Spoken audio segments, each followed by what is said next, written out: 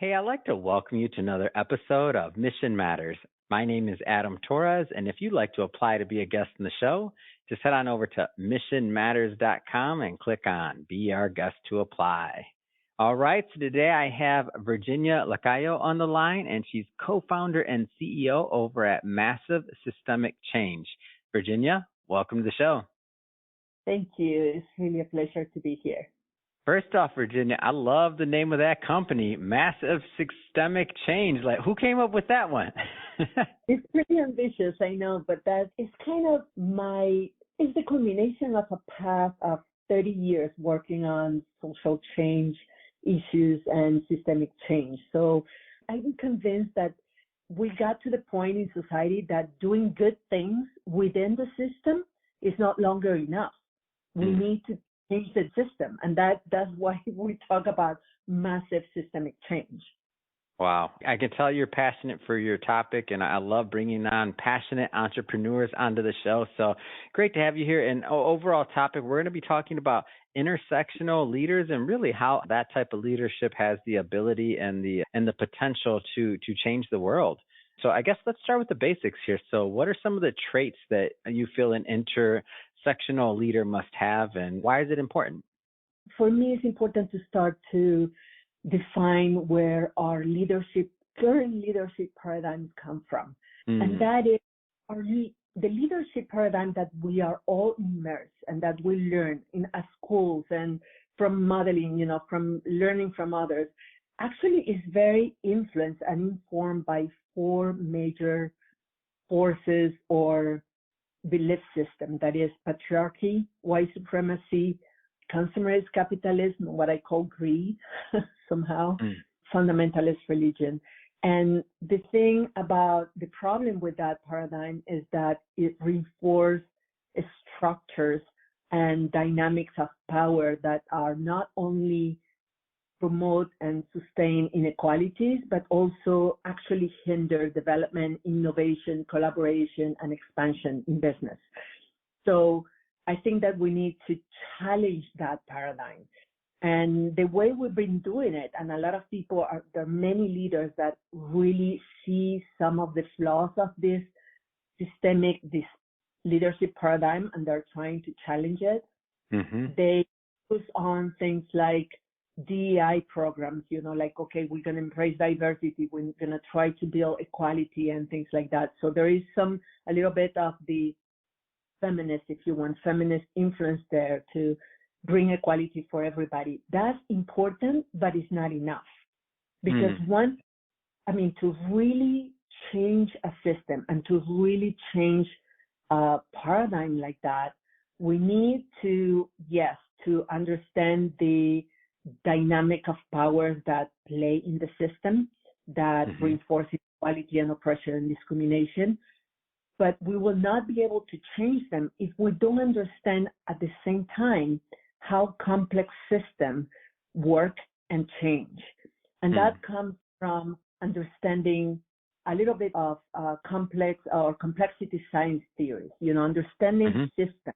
We still think of organizations as in a linear way, like we have the paradigm of Newton that explained the world as a big machine, like a clock. And so everything is the sum of the parts. And if you understand the part, you understand the whole, and everything is linear. And with more information and more instructions and more planning and more prediction and control, then you're going to be able to guarantee the outcomes. And we know that reality doesn't work that way, but we keep working with the paradigm. As an intersectional leadership approach is a leadership approach that combines three main paradigms or ideologies or perspectives. One is feminist perspective that really understand all kind of power dynamics and how they play in the day-to-day work or the business life.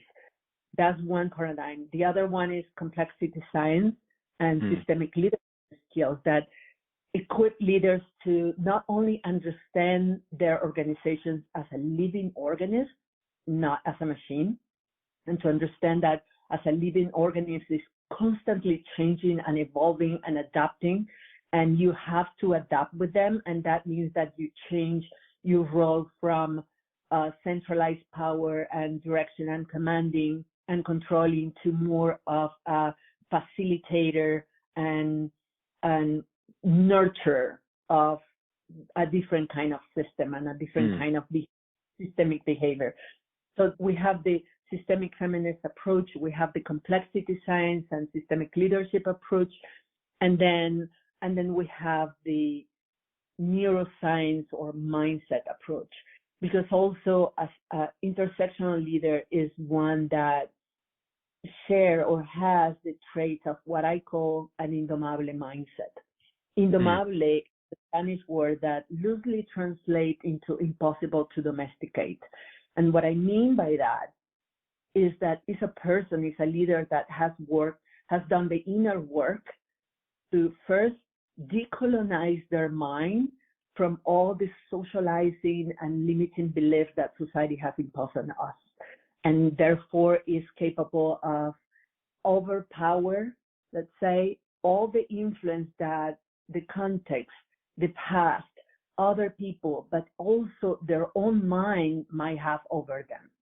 And so it puts leaders in a position of strategic thinking, kind of a stoic mindset somehow. That means that they have worked on their thoughts and their emotions to be able to be their own governed somehow, right? So they're not that influenced, they're not reactive all the time to what's happening to them or around them. So when you combine these three elements, the right mindset, systemic leadership skills and perspective of the organization, and a clear understanding of the different power dynamics that play within the system, and they have the tools to manage that and to influence the direction in which the system is going, then we can talk about truly transformational systemic change. Is there any examples, and this can be, it could be with individuals you work with, projects, or otherwise, or just things that, common examples. Is there any examples of this type of leadership that you see working well, or some areas that you see it working well? To be honest, I haven't seen a leader that has all these characteristics perfectly equally balanced, let's say. But many organizations that are very innovative. I mean, big organizations like Apple, for instance, a lot of the innovative leaders in different fields, especially in the tech field, but even the Army, for instance, the U.S. Army, they start implementing a complexity science approach to leadership, and they saw an increase in decentralized leadership and autonomy and decentralized power and way more efficiency and effectiveness in the results that they're getting just by changing the way they understand in the structures and the way the system works. So that's an example of how Google is another example of this too, how to increase their level of autonomy, initiative, and innovation within an organization by decentralizing the authority and allowing the teams to really tap into the collective intelligence and creativity of the system to solve problems. So it happened in the tech sector, but also in the health sector in some ways, in the Army, as in the military sector, as I was telling you. Social movements, for instance, have been, even if they don't have the theory that's clear, they have been tapping into the power of the system to self-organize itself. So these are characteristics of system thinking leadership that allows for growing and expansion and efficiency that we need to collect and to understand and to start implementing intentionally.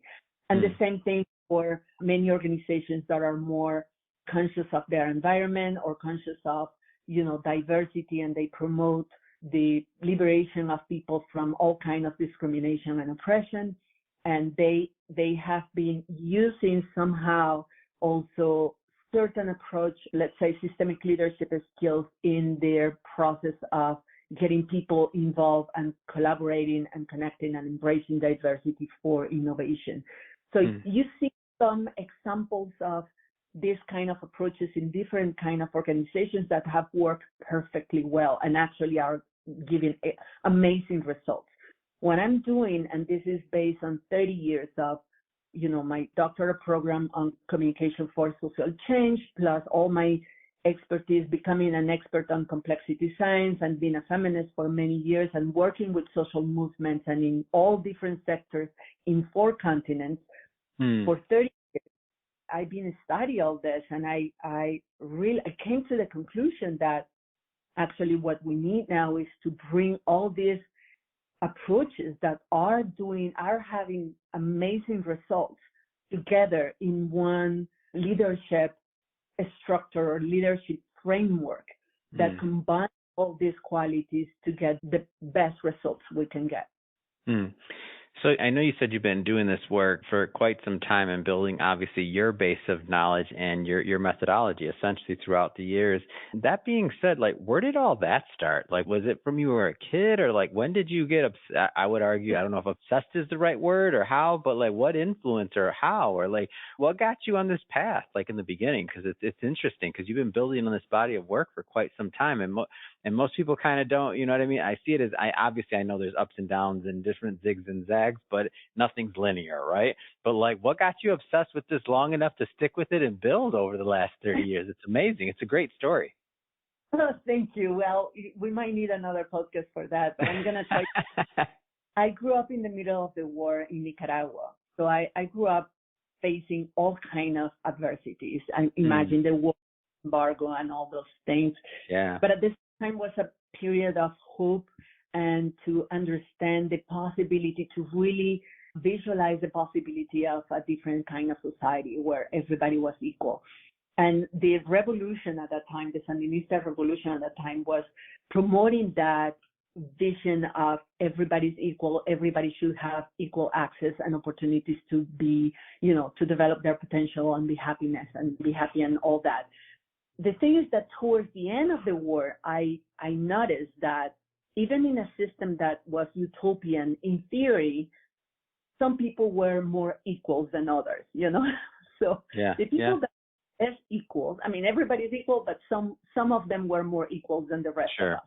Yeah. And there was the ones that were less equals were women, people with disabilities, indigenous people from, African descendants, people with young people from the queer community. So I realized that just that idea of everybody should be equal and can be equal cannot be brought about without really understanding the power of dynamics of the system and how it's constructed and what are the belief systems that sustain even that utopian thought, or vision. So that's where I started developing all my, my feminist consciousness to understand that level of power dynamics. But since then, do you remember how, roughly, how old you were when you kind of had that realization, or if it was a progression? I'm just curious. Oh, I easily between 12 and 13 years old. Wow, that's such an awareness. That's what I mean. That's a quite a bit of awareness at that age. I figured it was pretty young. Yeah, I was young, but I was very active. I was, role since I was a kid, and at school and in the student movement and in the social movement at that time. And I got involved with the women's movement since I was very young too. So I started a lot from. My mother was a great influence, but also other great women around me. And so I started working on, because of that experience, the revolutionary experience, I started working, and I've been working my whole life on social change issues and how to bring about social change and social justice. And I became really obsessed about trying to understand why humans behave the way we behave and how can we change it. So I went to law school. That was my undergrad degree, was law school, because I thought maybe law can explain the structure, like the skeleton, and that will help me to understand the framework within humans interact. And that was good, but far from it. So I did my master's degree on communication for development, that based on an experience that was incredibly successful during, the time that I was working for a nonprofit organization, we developed a communication strategy for social change that end up in textbooks and universities and the United Nations. I mean, people from all over the world came to us saying, like, how you did that, how was that successful? Some of this theory. I was at that time, and we look at each other, my colleagues and I, and we were like, theory? What's a theory? What are you talking about? What is that? We didn't have we didn't have bookstore or libraries or internet or anything. Yeah. We were disconnected from the world, but we were doing a very impactful work. Wow. And so being always kind of a nerd, so I said, like, I volunteer to go back to college and understand what a theory is and, come up with a theory that will explain the impact that we had. During my master, I came across complexity science, and that was another aha moment for me. It was like, oh, social science not enough to explain why humans would behave the way we behave at the collective level. But complexity science has a lot of theories that could explain in many ways and inform social change strategies and make it way more effective. So I became a scholar of complexity science and really passionate about it. After I graduated from my doctoral program on that, I became a consultant and a teacher, a professor and all that. But I realized that no matter how well you explain this, and people were like blowing their mind with this idea and this approach, was not enough if the leaders of the organizations that wanted to bring about this kind of change didn't change their mindset about everything, about themselves, about leadership, about social change, about their organization, about collective, about everything. So that's how I get my certifications on coaching, so I could collect enough knowledge to come up with my own coaching methodology for that purpose. And now I'm putting all the ingredients together to make this cake. Then, like, all feminist, all my experience as an activist for many years in different kind of social movements, and my expertise as complexity scientist, and all my experience as a mindset coach and leadership coach together in this framework that I call intersectional leadership. Well, what an amazing cake and recipe. It sounds like you've been brewing up and working for the last, X amount of years. So first off, I just want to say, Virginia, it has been great having you on the show today. I know we only touched on the depth of your knowledge here in many different sectors. That being said, I know there'll be some entrepreneurs and business owners and some other individuals that they're going to want to follow up. They're going to want to connect with you and your team. How do people follow your work? How do they connect? Well, you can find me on every social media, but especially LinkedIn under Virginia Lacayo, which is my name, or look for Massive Change.co is our website, and we're all on social media as well. So you can find everything that we're doing. And actually, I'm launching the first intersectional leadership immersive for women's leader in May. So this is the time to apply if you want to learn all about this framework. Fantastic. And we'll put all that information, by the way, in the show notes for all the listeners. And speaking of the listeners, if this is your first time with Mission Matters and you haven't hit that subscribe button yet, hey, hit that subscribe button. This is a daily show. Each and every day, we're bringing you amazing stories and interviews and guests, and we don't want you to miss any of that programming. So again, each and every day, we're putting out new content for you.